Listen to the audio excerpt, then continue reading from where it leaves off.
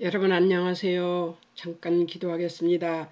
사랑하는 하나님 아버지 은혜를 감사합니다. 오늘 또 이사야서를 공부하게 해주시니 감사합니다.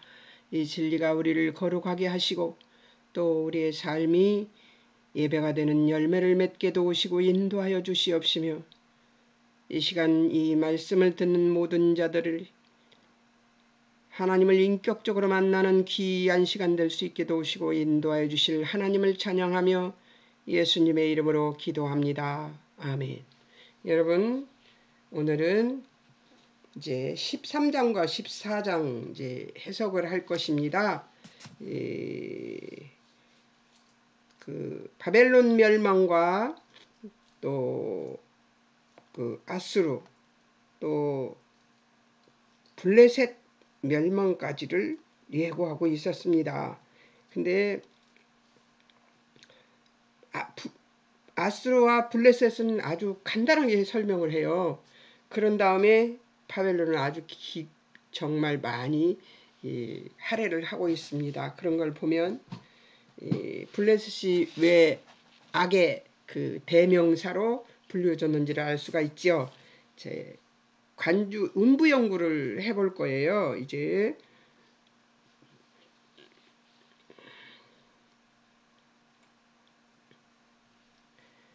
그 본문에서 음부 연구를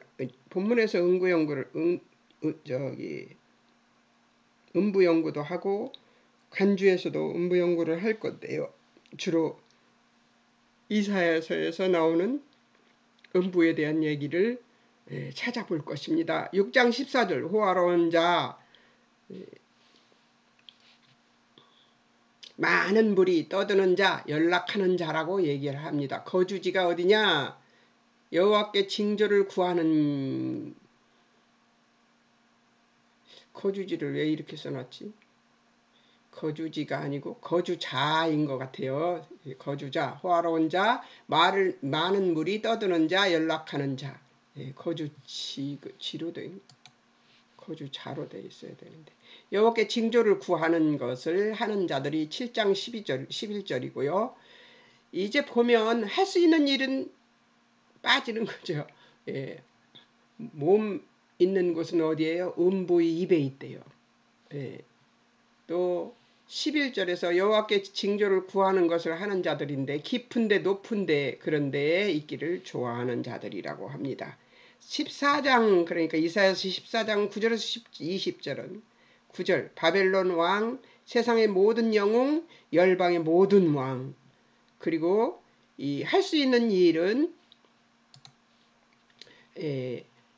그 연약하게 되는 것이고 11절 떨어지게 되는 것이고 16절은 빠지는 자들이 된다는 것이에요. 그리고 10절은 그 다음에 그 아는 것이라고는 뭐가 있어요? 10절에 악하게 된 줄을 알게 될 것이라는 거예요. 자기네들이 악한 것을 알게 될 것이라고 얘기합니다. 하나님께 그 징계를 받게 되면 그들은 반드시 그들이 악한 것을 알게 되겠지요. 11절, 15절, 19절 이게 14장 11절, 15절, 19절이에요. 우리가 지금 배웠었죠. 그리고 구더기 위와 지렁이 아래 있는 곳은 구더기 위와 지렁이 아래 있습니다. 구덩이 맨 밑에 돌 구멍에 빠진 죽음에 둘러싸일 것이라고 얘기를 합니다. 돌구멍에 빠지면 어떻게 돼요? 못 헤어 나옵니다. 돌무게 때문에. 그죠? 무서운 경고예요. 자, 그들은 어떤 자들인가? 28장 14절에서 18절이에요. 아직 우리가 다 배우지 않았죠? 28장 14절, 18절, 14절 다스리는 오만한 자들 15절 거짓으로 피난처 삼은 자들 15절 허위 아래 자신 숨긴 자들 거짓에 자기를 숨기는 자들이죠. 자, 그 다음에 16절 28장 16절 사망과 언약하고 음부와 맹약하고 밝힘을 당하고 깨닫는 것은 오직 두려움뿐이라는 거예요. 이 음부의 결국이 그렇다는 것이죠. 18절 주께 살에 주를 찬양 주를 바라지 못함을 압니다. 아무리 해봐도 주께 어떻게 해보지 못하는 거예요. 하나님께는. 재앙에게 밝힘을 당할 것이래요.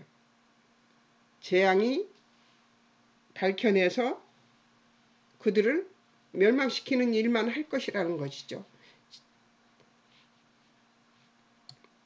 그러니까 이 세상에 그 어떤 것도 숨길 수 없다는 것을 그들은 알아야 되는 것이죠. 38장이 맞나요? 38장 10절 죽은 자에 비유된 히스기야. 38장은 히스기야 왕에 대해서 얘기를 하는데 죽은 자에 비유된 히스기야가 음부에 처한 것처럼 그렇다 이렇게 얘기를 하고 있는 모습이죠. 그 다음에 18절 바라지 못한 주께 바라지 못하는 자들 할 수 있는 일은 바라지를 못하는 것이죠. 주께 살해하지 못하는 것이고 그러니까 주를 바랄 자격이 없다고 생각하게 되는 것이죠. 그가 몸이 있는 곳은 어디에요? 음부죠. 음부. 자, 그 다음에 57장 9절 우상 섬기는 자 무녀의 자식 스스로 낮출 수밖에 없고 음부에 몸은 있을 수밖에 없는 것이죠. 자, 이제 간주인 누가복음 16장 19절에서 19절에서 31절. 자, 23절. 한 부자. 누구냐 하면 한 부자라는 것이죠. 24절. 불꽃 가운데 고민을 받습니다. 목마름을 호소하죠. 나사로와 부자의 얘기가 나오는 곳인 것 같아요. 28절. 형제가 오면 안 되는 것. 그러니까 자기 형제 오지 못하게 해달라고 나사로에게 하나님께 부탁하던 그 부자예요. 24절 불꽃 가운데 있습니다. 그곳이 불꽃인 곳에 있는 거예요. 우리가 이런 곳에는 가지 말아야 되겠죠? 자, 이제 간조 신자의 사망, 예수 그리스도와 함께 사는 것. 누가복음 16장 19절 31절 20절 거짓 나사로 죽어서 아브라함의 품에 거합니다. 25절은 천국에서 위로를 받을 것이고 이 땅에서 고난을 받았으므로 천국에서 위로를 받을 것이라고 해요. 그러니까 이 땅에서 고난받는 것이 슬픈 것만은 아닌 것 같습니다.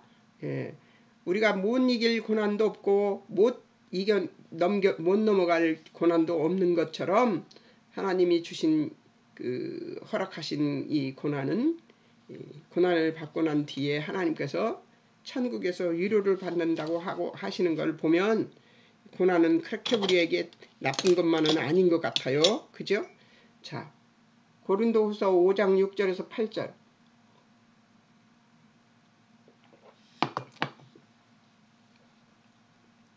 몸을 떠나 주와 함께 거하는 것을 원하는 바울의 얘기인 것 같아요.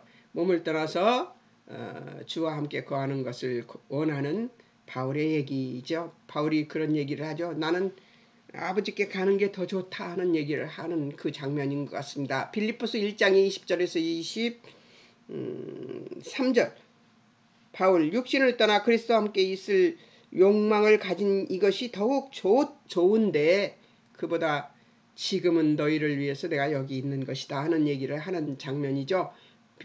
데살로니가 전서 4장 13절에서 18절 예수님 재림 때 함께 데려오는 자들, 예수님 안에서 자는 자들, 그리스도 안에 죽은 자들, 그 후에 우리 살아남은 자, 이 모든 자들이 다 무엇을 원해요? 아버지 앞에 가는 것을 원합니다. 신자의 사망은 그리스도와 함께 있는 것이죠. 자, 이제 판을 바꿔야 돼요. 제가 잠깐 바꾸겠습니다.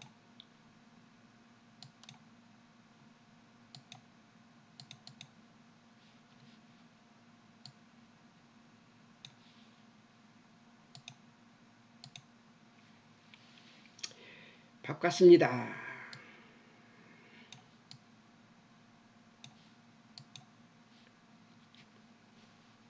적용점을 제가 나의 구원의 은혜가 가지는 영원성에 대하여 감사가 넘치는 삶인가. 우리가 구원받았으면 영원히 살 것이라는 것을 믿는 믿음이 있는가 그 얘기예요. 예. 자, 그 믿음이 있는가 알아보는 것, 기억해 둘 것을 제가 적어 놓은 것을 여러분들과 같이 나눠보겠습니다. 기억, 첫 번째 13에서 23장까지는 열국에 대한 심판이 선언됩니다. 열국 심판에 대한 선언이 지금 시작된 장면이에요. 우리가 11장은 임마누엘로 인해 완성될 나라를 약속하는데 내 거룩한 산 모든 곳에서 해됨도 없고 상함도 없을 것이니 이는 물이 바다를 덮음같이 여호와를 아는 지식이 충만한 나라라고 합니다. 12장에서는 이 약속을 받은 이사야가 하나님의 구원 은혜를 노래하는 찬송이 나오고 이어서 13장에서는 바벨론에 대한 심판이 나오는 것입니다. 왜 이런 일이 생기는지 한번 보겠습니다. 하나님께서 임마누엘로 완성된 나라를 약속하시고 거룩한 산에는 해함도 상함도 없다 이런 얘기를 하신 다음에 12장에서 이 약속을 받은 이사야가 하나님의 구원의 은혜를 노래하는 찬송이 나온단 말이에요. 노래를 불러요. 막 노래하는 것처럼 시를 읊는 것처럼 그렇게 6절밖에 안 됩니다. 6절 12장은 그렇게 하면서 하나님을 노래하고 그 다음에 13절부터 뭐가 나오냐. 하나님 우리가 무엇을 한다고 나와요? 그 나라들은 그러니까 우리가 아닌 다른 그 악한 나라들은 모두 하나님께서 심판하실 것이라는 얘기가 나옵니다. 얼마나 통쾌한 얘기입니까? 이 얘기에서 뭐 두려움을 느낀다면 이상한 거죠. 왜 두려워요? 내가 바벨론이 아니고 내가 아수르가 아니고 내가 블레셋이 아닌데 뭐가 두려워요? 두려울 거 하나도 없죠. 예. 승승장구하는 희망의 노래, 찬송의 노래만 있을 뿐입니다. 자, 12장에서는 이 약속을 받은 이사야가 하나님의 구원회를 노래하는 찬송이 나오고 13장에서는 바벨론에 대한 심판이 나온다. 하나님의 약속의 나라, 이상향의 나라가 제시된 연후에 어째서 바벨론에 대한 심판이 등장하는가 하는 문제라는 것이죠. 왜 그러는가를 한번 보겠습니다. 예.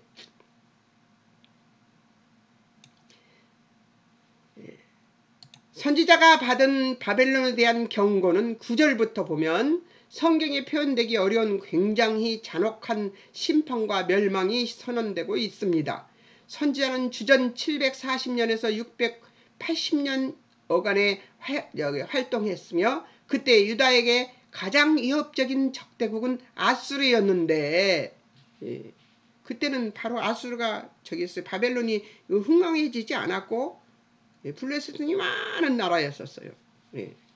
그러니까 하나님의 안목이 얼마나 큰지 여러분 아시겠죠? 나라가 생기지도 않았고 나라가 태동되지도 않았는데도 이 얘기들을 하고 하나님이 말씀하시는 거예요. 뭐 소련에 누가 뭐 어디에 누가 하면서 그 예언한 것은 굉장히 열심히 들으면서 하나님 말씀 속에 들어있는 예언은 거들떠도 안 보는 인생들, 그게 우리입니다.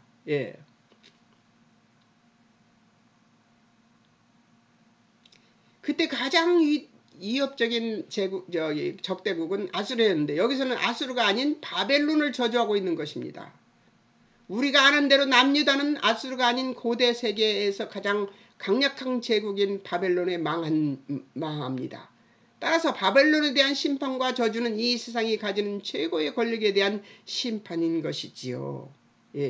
9절에 보듯이 잔혹히 분냄과 맹렬히 노하는 날에 모두 도망을 가다가도 잔인한 보복을 받고 다 죽어 엎드러진다는 심판의 경고입니다. 막 심판을 사람들을 못살게 굴고 힘들게 하고 막 힘이 세고 막 대단하다고 느껴졌을 그 당시에도 폭삭 사그러진다는 얘기죠. 폭삭 엎드러진다는 거예요. 이런 심판이 어디 있어요?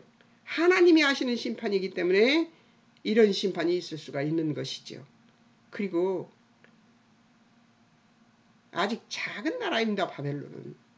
그런데 아수르가 더 위협적인 나라인데도 불구하고 이렇게 설명하시는 것을 보면서 우리가 100년도 못 사는 인생 가지고 막 조급해서 막 기도하는 이런 것들, 그런 것들이 얼마나 그 안목이 없는 기도인가 이런 생각이 듭니다.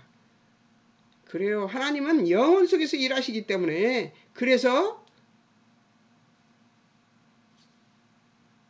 어떤 것이 진짜 어둠인가를 알고 계시는 것이죠. 나는 이런 데서 여러분들이 전지전능하신 하나님을, 그리고 크고 강대하신 하나님을, 넓고 높고 깊고 탁월하신 하나님을 보는 안목을 길렀으면 좋겠다는 생각이 듭니다.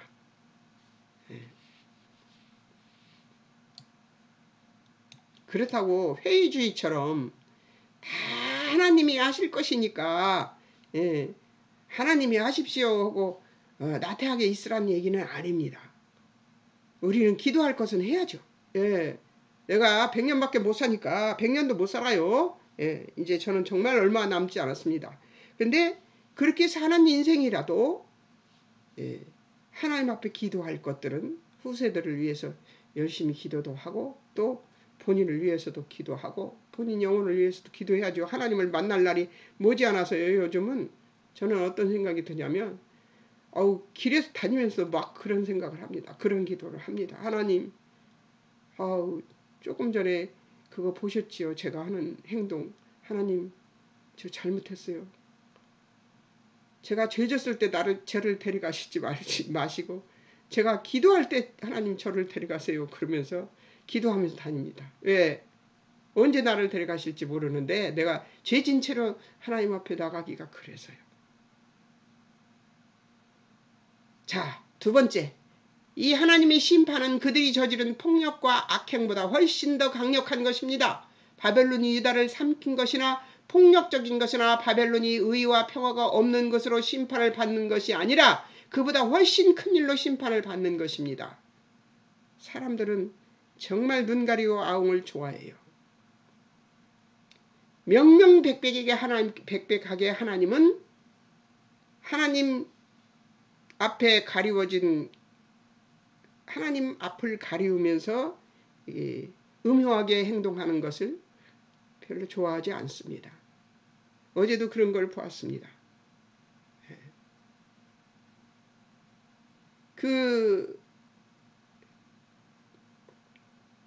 설명하기 어려운데요.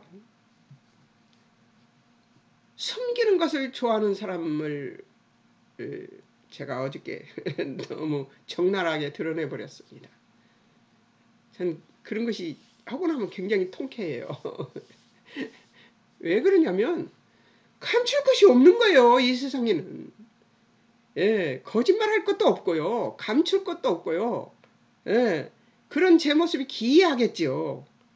저의 행동이 기이할 거예요. 목사라고 하는 사람이 뭐 저렇게 적나라하게 저러나 이런 생각이 들 거예요.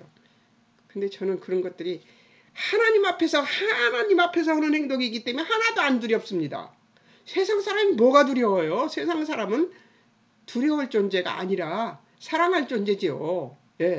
두려울 게 없습니다. 감출 것도 없지요. 근데 무지막지하게 감추려고 하는 사람 앞에서 제가 막 드러내버렸더니 막 얼굴이 빨개지면서 화를 내더라고요. 하박국서 2장 4절에 보면 그들은 교만하여 하며 정직하지 못하나 의인은 그의 믿음으로 살리라고 합니다. 하박국 선지자는 주전 600년 어간에 활동했는데 이때는 바벨론에 아주 위협적인 세력이 되어 있습니다. 남유다는 1차 침략을 받아 많은 사람이 포로로 끌려가게 됩니다. 이것은 그 직전에 하박국 선지자가 한 예언입니다. 605년쯤에 바벨론에 의한 제1차 포로 사건이 났기 때문에 이 예언은 주전 607년쯤에 한 것으로 보입니다. 5절에 보면 바벨론이 망할 것이라며 내가 행한 대로 보복받을 것이라고 합니다. 하박국서 2장 6절에 자기 소유 아닌 것을 모르는 자라는 표현, 힘으로 빼앗은 것은 자기 것이 안 되고 힘 때문에 다시 망한다는 것입니다. 세상에서 힘으로 빼앗은 것은 반드시 망한다는 얘기잖아요. 그러니 두려울 것이 뭐 있습니까? 예, 예.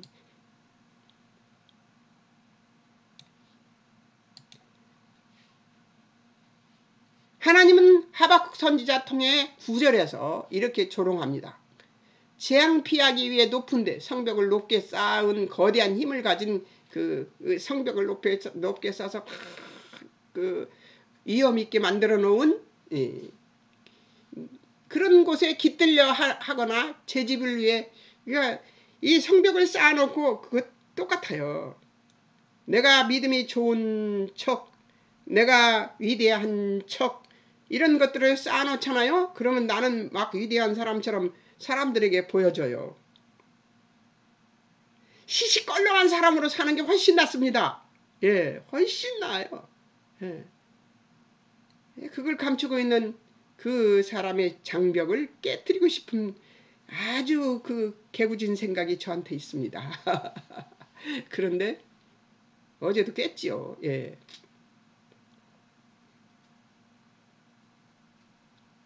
그런 높은 성벽을 쌓아놓은 그런 것들은 아무것도 아닌 것처럼 무너져 버릴 것이라는 것을 모르는 사람이 하는 행동이죠.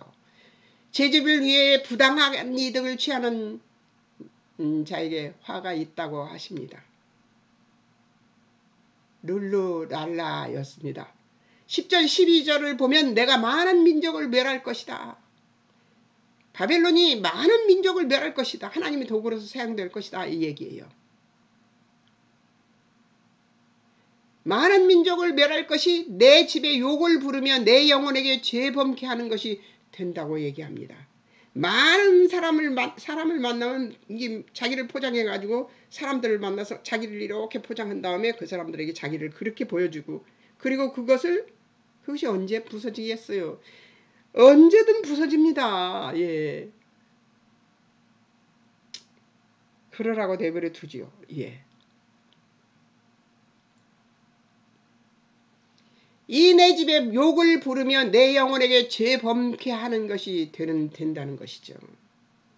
결국은 알게 돼요. 사람들이 다. 숨길 게 뭐가 있고 감출 게 뭐가 있습니까? 근데 끊임없이 감추고 끊임없이 숨기고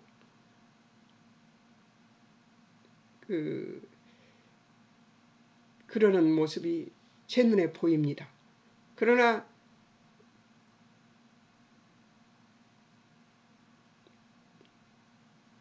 많이 괴로울 것입니다. 저 때문에. 그럼에도 불구하고 나는 하나님 앞에서는 명백백백해야 된다고 생각합니다. 교회 안에서는 가식이 없어야 된다고 생각하고 위장을 하면 안 된다고 생각합니다. 그래서 저는 잘못하면 잘못하는 것을 다 드러냅니다. 근데 못났으면 못난 거 다 드러냅니다. 왜? 사람이기 때문에 그럴 수 있다는 거죠. 하나님이 아니에요. 우리는 절대로. 이게 바벨론이 지네들이 하나님인 줄 알고 덤볐던 거죠. 민족들이 불탈 것으로 수고하는 것과 헛된 일로 피곤하게 되는 것조차 만군의 여호와께로 말미암이라고 하십니다. 이처럼 세상의 힘이 영원한 승리와 영광을 만드는 것이 아니라는 것이며 세상의 주인이신 하나님은 그렇게 되도록 놔두시지 않겠다는 것입니다.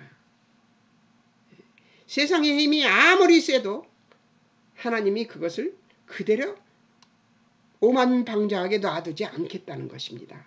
결론은 11장에도 나오는데 14절에 있는 이 물이 바다를 덮음같이 여호와의 영광을 인정하는 것이 세상에 가득하다고 말씀하시는 것으로 하나님의 영광이 그 하찮은 인생들이 생각하는 영광과 비교할 수 없다는 것을 알려주고 보여주고 계시는 것입니다.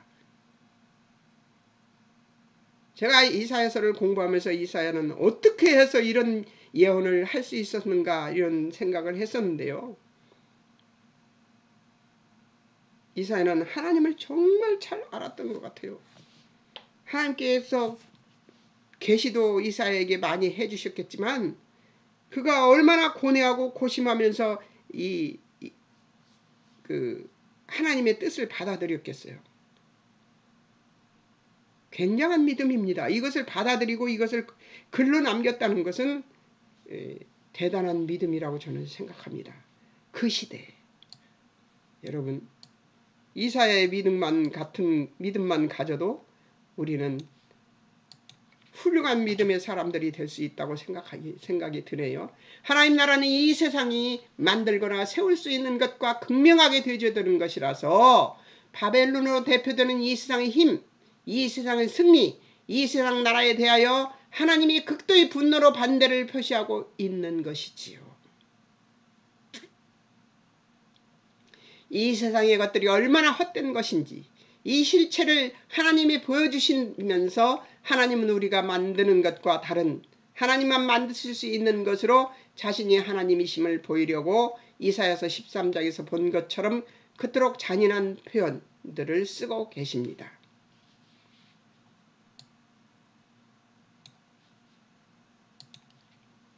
그래서 이사야서 42장 8절에서는 이렇게 말씀하십니다. 나는 여호와이니 이는 내 이름이라. 나는 내 영광을 다른 자에게 내 찬송을 우상에게 주지 아니하리라고 하십니다. 아멘입니다. 여호와는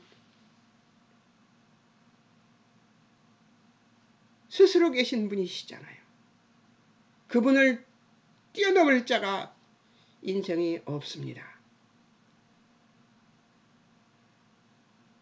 그분의 능을 누가 뛰어넘어요?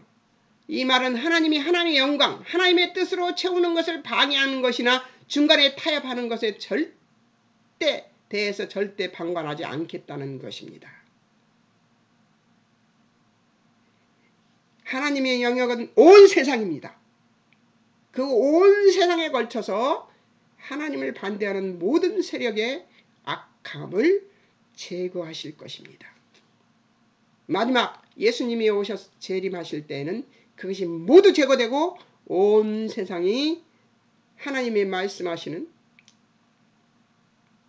11장에 나오는 하나님의 말씀이 실현될 것입니다. 해함도 상함도 없는 나라, 그 나라에 우리가 임하게 될 것이고 새하늘과 새 땅에 임하게 될 것입니다.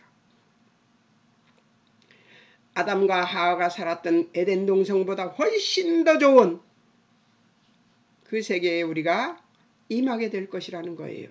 그러니까 여호와를 아는 지식, 여호와의 영광을 아는 지식, 이런 것들은 어떤 깨우침이나 지식에 그치는 것일 수 없다는 것입니다. 하나님을 아는 자는 하나님의 세계를 알게 되고 그 세계를 알게 된 자는 절대 나락으로 떨어지지 않을 것이라는 얘기를 하고 있는 것입니다.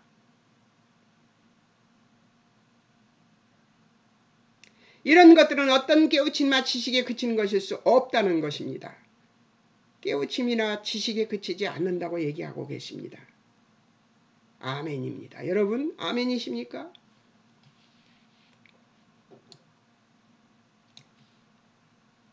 이런 것들은 어떤 깨우침이나 지식에 그치는 것일 수 없다는 것입니다. 깨우침이나 지식으로 되어지는 게 아니에요. 이것은 자기 백성이 그분을 목적하신 존재가 되지 않고 다른 존재가 되는 것에 만족하실 수도 없고 타협하시지도 않겠다는 하나님의 의지적 표현인 것입니다. 하나님이 당신의 뜻에 반대되는 모든 것을 깨부셔버리겠다는 얘기예요. 하나님 앞에는 감추인 것이 없습니다. 하나님 앞에는 감춰질 수 있는 것이 없어요. 이 사실을 안다면 혹시라도 가면을 쓰고 있는 사람이 있다면 벗어버리십시오. 잘못한 건 인정하세요. 뭐 어때요? 창피한 거 하나도 없어요. 아이 실수했다. 나 이래 실수했어. 얼마든지 말할 수 있습니다. 왜? 내가 하나님이 아니기 때문에. 우리는 인간이에요. 바벨론으로 가면 안 되죠. 감추고 숨겨서 나를 더 높이고 감춰서 숨겨서 나를 거룩한 척하는 것은 아니죠. 하나님께서 절대로 그대로 놔두지 않겠다고 하는 뜻입니다. 예.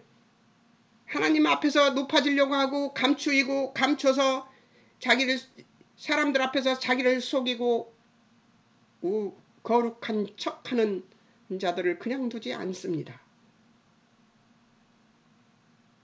차라리 감추지 않고 나는 이런 사람이다 하고 나타내는 것이 훨씬 더 쉽습니다. 어려운 것은 하나님은 그런 사람들에게 무엇을 하시느냐? 적나라하게 드러나버리게 하십니다. 근데 그때는 정말 감당 못하게 드러나버려요.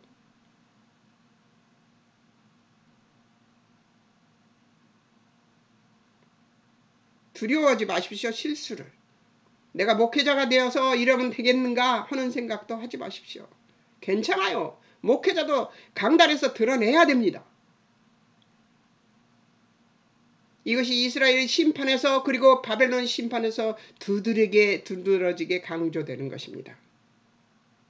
위대하신 하나님, 광대하신 하나님, 탁월하신 그 하나님이 당신을 기만하거나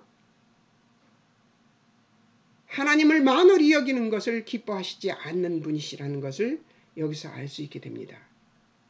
그렇다면 우리가 살아가는 생활 속에서 하나님 앞에서 언제든지 아버지 내가 이런 죄를 졌습니다. 아버지 내가 이런 생각을 했어요. 아버지 잘못했습니다. 할 수 있는 믿음의 생활을 삶을 살아야 되죠. 삶이 열매가 되는 것이 바로 이런 것들입니다. 아버지를 인정하는 삶, 내가 어떤 존재인가를 깨닫는 삶, 그것이 삶의 열매를 맺는 삶입니다. 그 열매는 달콤하죠. 예, 그 열매는 정말 달콤합니다. 왜냐하면 거리낄 것이 없습니다. 이 세상에서. 예, 두려움도 없고요. 항상 조마조마하면서 사는 사람을 볼 수 있습니다. 자기 것을 감추려는 사람이에요. 난 그런 사람들 보면 깨부시고 싶어. 자꾸 깨부시고 그래요. 못됐죠.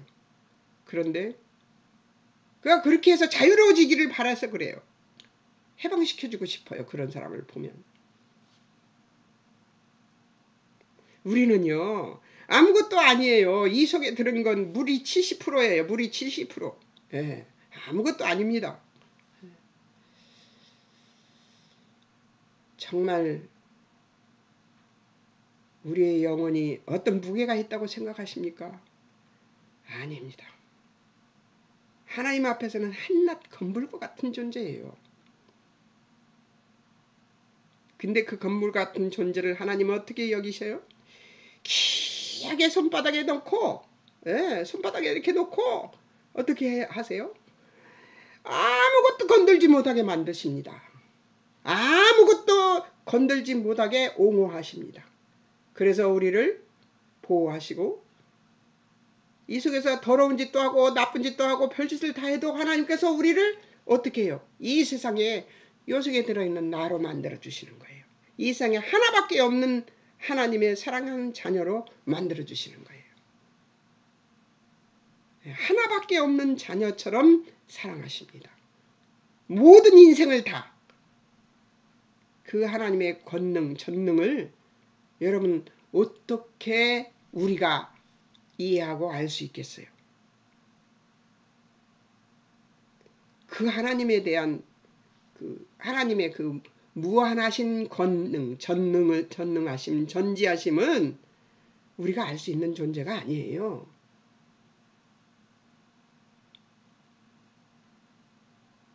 제가 수요 예배 드리러 가는데 그날따 생각해 보니까 한 3일 동안 너무 많은 죄를 졌어요. 미워하기도 하고 뭐 싫어하기도 하고 또 뭐 응? 왜 저러나 싶은 판단도 하고 막 그런 것들을 하루 며칠 동안 했더라고요. 그래서 수요일 날 가면서 교회 가는데 한 15분 걸려요. 그래서 제가 걸어가면서 그랬어요. 하나님, 전 그렇게 교회 가면서 기도할 때가 많습니다. 이게 걸어가면서 하나님, 오늘 3일 동안 많은 그 3일 빼고 뭐 다른 날도 많지만 3일 동안 정말 많은 죄를 졌네요. 그리고서 이렇게 예배 드리겠다고 이렇게 정신없이 걸어가는 제 모습이 참으로 초라하기 그지없습니다. 하나님, 예수 그리스도의 보혈의 피가 아니면, 예수님이 나를 위해서 십자가에서 죽으신 그 보혈의 피를 흘리신 일이 아니면 내가 어찌 하나님 앞에 나가서 이 거룩하신 전능하신 전지하신 하나님 앞에 나가서 예배를 드릴 수 있었겠어요.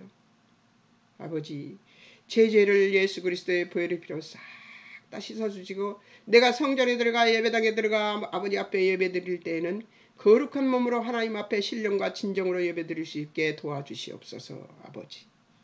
그러면서 갔어요. 가는데 그 설교를 하시고 계시더라고요. 그날 그 설교를 하시고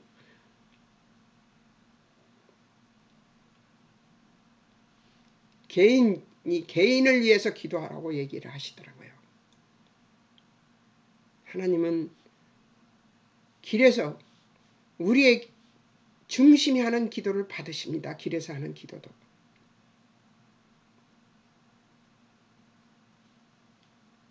그 전지전능하신 하나님을 믿는 믿음이 있다면 날마다 새 힘을 얻어 살아갈 수 있습니다.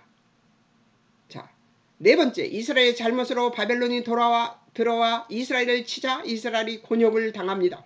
이스라엘도 이방 나라들을 흉내내며 힘으로 나라를 보존하려 하지만 하나님이 그것을 막으십니다. 하나님 그것도 막아요.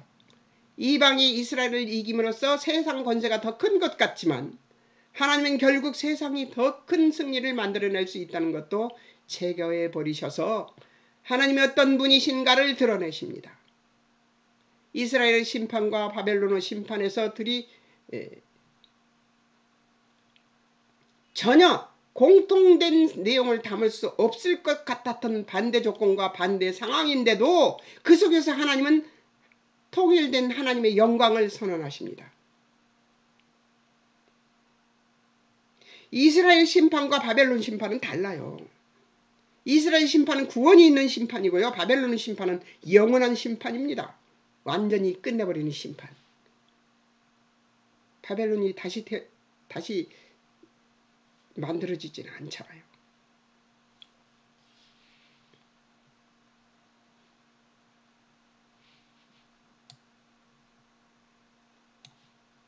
시편 14편에 보면 하나님 없이 만족할 수 있다고 말하는 어리석음이 도대체 무엇인가 하는 문제를 다루는데 하나님 없이도 충분하다, 만족하다 하면서 악행을 일삼고 남을 꺾고 승리하는 것이 전부라고 말하며 행동하는 것이 어리석고 무지하다는 것입니다. 시편 14편 4절에 그들이 떡 먹듯이 내 백성을 먹으면서 여호와를 부르지 않는다 하시고 바로 5절에 그러나 거기서 그들은 두려워하고 두려워한다고 하시는데 그들이 두려워하는 것은 무엇이었을까? 세상의 승자에게 무슨 두려움인가? 승리가 헛되다는 것인가? 그것은 우리가 세상에서 승리를 맛봤어야 안다는 것입니다. 산 세월이 있는 자는 세상에서 승리의 자리라는 자리에서 후회할 것밖에 없던 것이 우리의 기억이 될 수 있지요. 예, 승리해봤자 그 꼴이가 그 꼴입니다.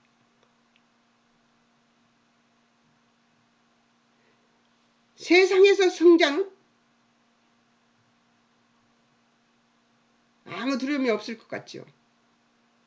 근데 그 승자도 두려움이 있다는 것입니다. 다만 하나님 앞에 승자만 그 두려움이 없습니다. 세월이 흘러야 이것을 깨달을 수 있어요. 저 나이쯤 돼봐야 깨달을 수 있습니다. 그것은 우리가 세상에서 승리를 맛봐봤어야 안다는 것이죠. 예. 산 세월이 있는 자는 세상에서의 승리의 자리에서는 후회할 것밖에 없었던 것이 우리의 기억입니다. 내가 어떤 사람을 결국 이겨먹었어요.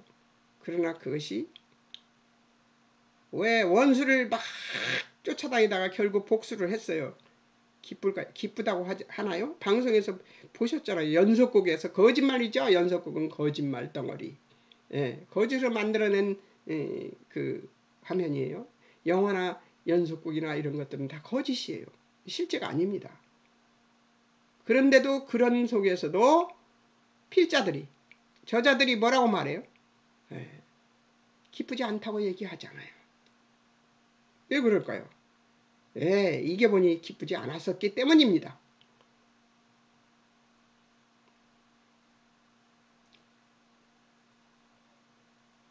하나님이 이것과 극명하게 대조시키는 승리에는 뭐가 있을까? 예수님 믿고 나면 모든 실패가 다 영광과 감사와 연결이 되지만 하나님이 없으면 모든 승리가 다 헛된 것이 되고 만다는 것입니다. 아멘.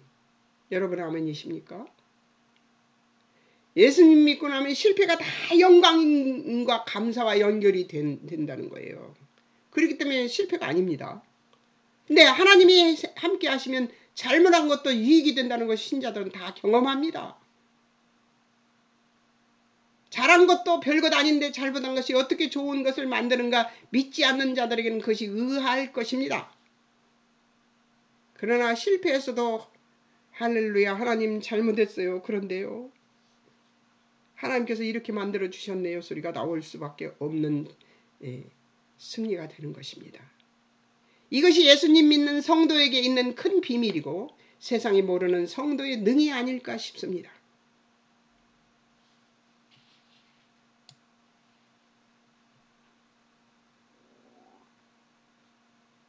우리는 이렇게 이겨야 되는 것입니다. 인생 황혼이 되면 다섯 번째입니다. 인생 황혼이 되면 분별과 지혜가 있는 통찰력을 장착하고 아주 느리게 세상을 괄목하는 자리에 있게 됩니다. 세상을 이렇게 관찰하고 들여다보는 그런 자리에 있게 되죠.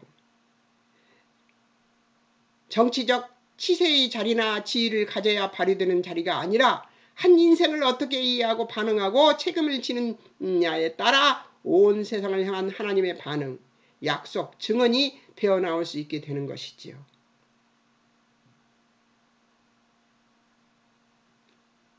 우리가 만들어 온 자리, 거기서 나와 우리에게 하나님이 무엇을 하셨는가를 보자는 것입니다.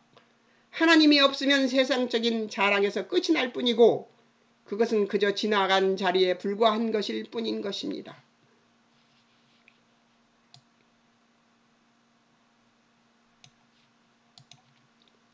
이사야서를 통해 하나님이 말하시고 싶은 것은 바벨론의 영광, 권력, 승리가 얼마나 하찮은 것인지 아니 하나님이 얼마나 미워하시고 또 미워하시는 것인지를 이해하라는 것이지요. 세상적 권능이 아무것도 아니라는 것을 우리에게 보여주시는 놀라운 책이 바로 이사야서입니다. 그런 승리는 승리가 아니며 거기서는 만들어낼 것이 없다는 것이에요. 세상에서 세상 사람들이 만들어내는 것은 생명이 아닙니다. 생명과 진리가 만들어내는 것은 세상이 말하는 것으로나 정치, 경제, 사회, 교육이 만들어낼 수 없다는 거예요. 생명을 만드는 것과 가치를 만드는 것은 하나님께만 있습니다. 아멘이십니까? 저도 아멘입니다.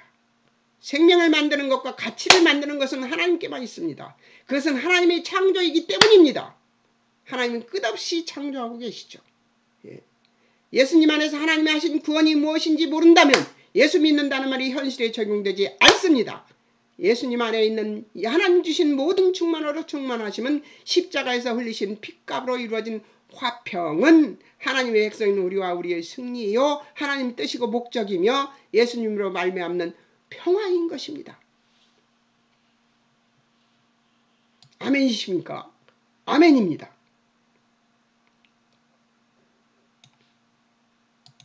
그것이 바로 하나님 당신을 우리에게 주시는 것이며 그것이 우리 믿는 자가 누구에게도 빼앗기지 않아야 하는 예수님으로 말미암는 십자가의 피로 갖게 된 평화입니다.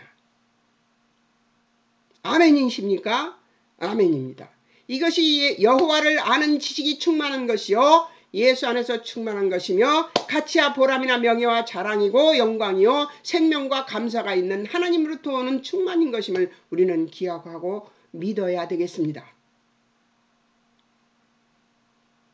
이것만 우리를 기쁘게 하고 우리를 샬롬하게 하고 우리를 하나님 때문에 기뻐하는 자들이 되게 하실 수 있는 것이죠. 우리는 하나님 때문에 기뻐야 됩니다. 예.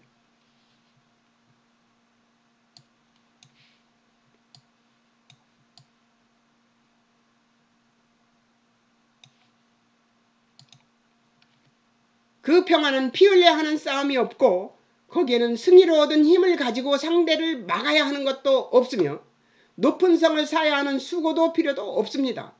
예, 감출 것도 없어요. 피 흘려야 되는 싸움도 없어요. 싸울 필요도 없어요. 승리로 얻는 힘을 가지고 상대를 막아야 하는 것도 없습니다.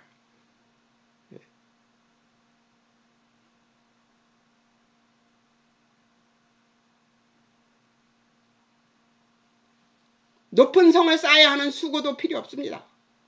오직 하나님만이 하실 수 있고 하나님으로부터 오는 충만함에 따른 넘치는 은혜와 감사가 있는 것입니다. 아멘입니다. 아멘이십니까? 그 차고 넘치는 감사가 나눠줄 수 있는 자리로 가게 하는 것이며 하나님은 예수님을 사망의 자리로 보내시어 생명을 만드시고 우리 모두에게 부활 생명으로 넘치게 하시는 것입니다. 그래서 우리가 얼마든지 이기고 얼마든지 승리할 수 있는 것입니다. 무엇을 하면? 자신을 인정하면 그렇게 될 수 있습니다.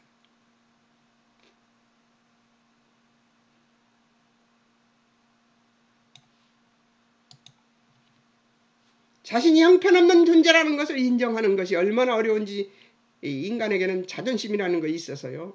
예. 하나님 앞엔 자존심 없습니다.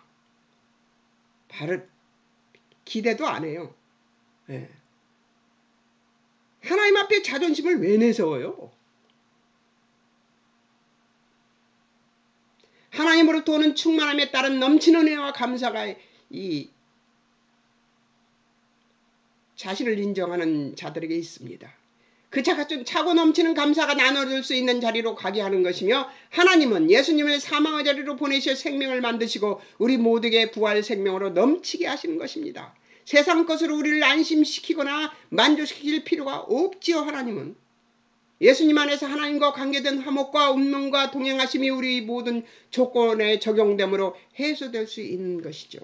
하나님과 화목하면 예수님을 통하여 예수님이 십자가에 죽으시고 부활하신 그 은혜 때문에 그 은혜가 우리 속에 적용되면 우리는 하나님과 화목해서 하나님과 화평을 누릴 수 있습니다. 그 화평이면 모든 것이 해소될 수 있다는 거예요. 모든 것이. 아멘이십니까? 저도 아멘입니다.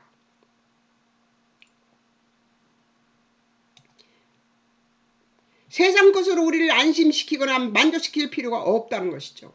예수님 안에서는 하나님과 관계된 화목과 운명과 동행하심이 우리 모든 조건에 적용되므로 해소될 수 있는 것이죠. 우리의 만족과 유익을 위해 요구하거나 조작하거나 장악하지 말라는 것이다. 아멘입니다. 우리의 만족과 유익을 위해서 하나님의 만족을 생각해야죠. 여러분. 아멘이십니까? 아멘입니다. 예수님께서 당시 로마 정권도 이스라엘 종교 지도자들의 위선도 그대로 받아 예수님 길을 가신 것이 것 같이 아무도 알아주지 않는 인생을 사시던 것처럼 예수님께서 가신 길을 묵묵히 따라 내게 주신 은사와 한계 내에서 나는 내 영광을 바벨론에게 주지 않겠다 하시던 하나님의 말씀 새기며 하나님 말씀 믿고 사는 성도가 되어야 함을 기억하고 믿읍시다. 여러분. 아멘이십니까? 아멘입니다. 예. 아무도 알아주지 않습니다. 인생은. 예. 아무도 알아주지 않더라고요. 예. 내가 어떤 것을 내 속에 갖고 있어도 어떤 부활하고 하는 것은 예수님의 진리의 말씀이죠. 예. 하나님의 뜻을 알고 있는 것을 갖고 있어도 아무도 알아주지 않아요. 그런데 놀랍게도 아무도 알아주지 않는 것도 감사하더라고요. 왜요? 내가 얼마나 나를 드러내고 싶어하는 인생인지를 알기 때문에, 내가 하나님 앞에서 얼마나 꼴 같지 않은 행동을 하고 있는 존재인가를 알기 때문에 그것이 두렵지 않아, 그것이 부럽지 않았어요. 그런 것들이. 아무도 나를 안 알아줘도 돼요. 하나님만 나를 알아주시면 되니까요. 아멘이십니까? 여러분, 이런 문제로 괴로워하시는 분 계십니까? 승리하십시오.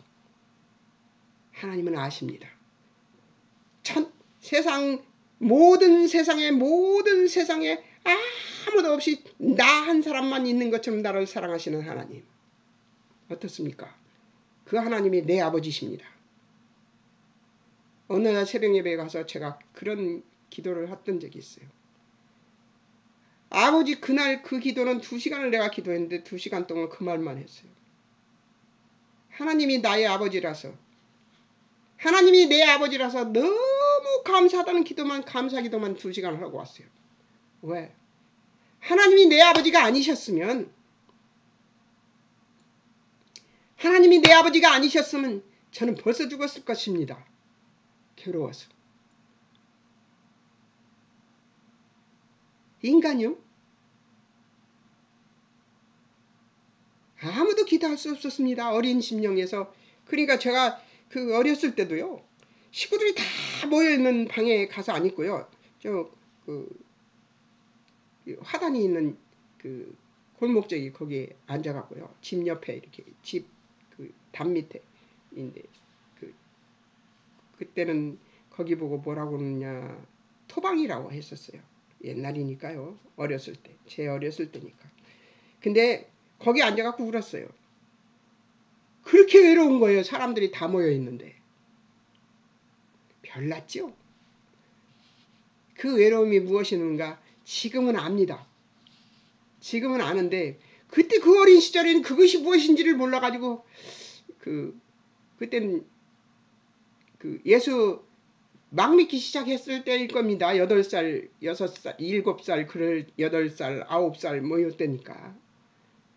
근데 막 믿었을 때 그런 은혜가 저한테 그런 것을 생각할 것이 주어진 것이 아니라, 어렸을 때부터 특출나게 달랐습니다. 다른 사람.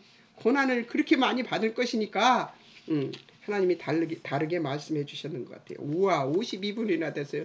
너무 늦었습니다. 여러분, 그래도 좋았죠? 감사합니다. 잠깐 기도하겠습니다. 사랑하는 하나님 아버지, 은혜를 감사합니다. 세상 사람 날 몰라줘도 상관없다는 찬송가가 있었습니다. 난 그 찬송가가 이런 의미로 쓰일 줄 몰랐습니다. 세상 사람 날 몰라줘도 좋습니다. 하나님만 나를 알아주시면 그것으로 만족하겠습니다. 고백하는 우리들이 될 수 있도록 하나님 우리를 지켜주시옵소서. 우리를 이 세상에 하나밖에 없는 자처럼 사랑하시는 우리 하나님 아버지, 우리를 사랑해 주셔서 감사합니다. 당신의 탁월하시고 높고 넓고 깊고 위대하신 그 우리 사랑을 우리는 무엇으로 하나님께 갚을까요? 우리가 우리 된 것을 인정하는 믿음으로 우리가 하나님께 나아갈 수 있음을 감사하며, 오늘도 함께 해주신 하나님께 감사와 찬송을 올려드리옵고, 이 탁월하신 하나님의 은혜를 감사하며 예수님의 이름으로 기도하옵나이다. 아멘. 하나님 감사합니다. 여러분 안녕히 계세요. 다음 주에는 14장 28절에서 18장까지를 공부하겠습니다. 여러분 공부 열심히 해갖고 오십시오. 안녕히 계세요.